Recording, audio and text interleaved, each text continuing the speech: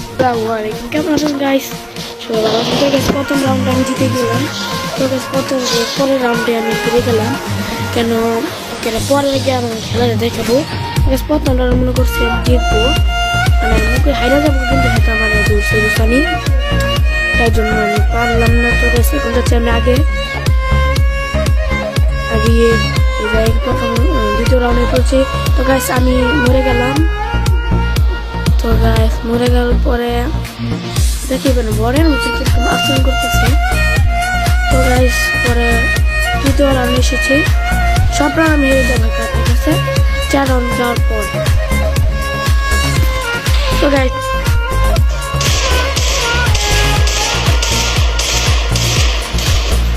এই রাউন্ড মরে যাই। তো গাইস দেখাতে পারছেন আমি একটু। তো গাইস চতুর্থ রাউন্ড